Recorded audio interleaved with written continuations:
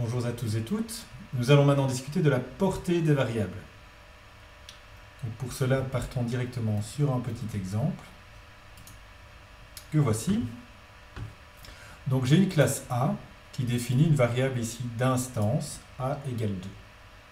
Okay. À l'intérieur de la méthode, ici qui est une méthode statique, on va déclarer cette variable statique. J'ai déclaré une variable B égale 10. Ce que je peux faire, c'est modifier cette variable, ou même déclarer des autres variables à l'intérieur d'accolades. Donc je peux par exemple faire int y égale, on va prendre c égale 5, et je peux définir une autre variable, int c égale 5, 6. Ce que vous pouvez voir, c'est que cette variable c est complètement inconnue ici.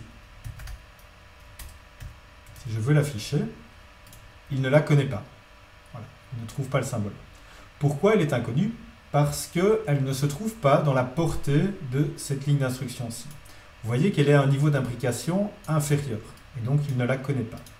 Par contre, je peux afficher A. A, c'est une variable statique de la classe, celle-ci est connue. Ok ?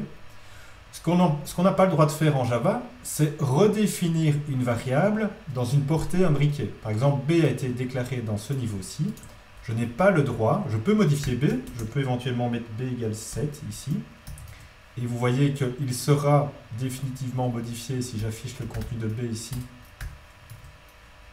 Affichons-le, c'est bien 7 qui va être affiché, ok, et pas 10.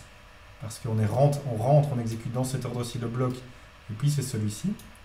Par contre, ce que je ne pourrais pas faire, c'est déclarer une variable nouvelle, B, avec une autre variable. Ça, je ne peux pas faire.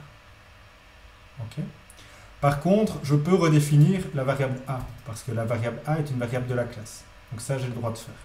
Okay. C'est une variable de la classe, ce n'est pas une variable locale, qu'on appelle ça, qui aurait été introduite à l'intérieur d'une méthode. Mais lorsqu'on a introduit la variable à l'intérieur d'une méthode, je n'ai pas le droit de la redéfinir dans un niveau d'imbrication qui est inférieur. Donc voilà un petit peu pour la portée des variables. Et à chaque fois que vous allez rencontrer des accolades comme ça, vous allez redéfinir un niveau de portée, que ce soit pour des boucles,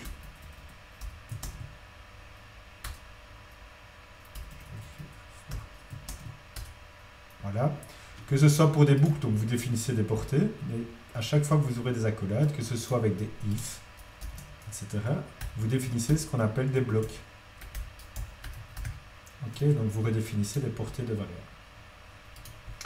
Donc la portée du variable est fort importante lorsque vous programmez. Il faut bien la comprendre, il faut bien comprendre ce que ça implique au niveau de la visibilité des variables.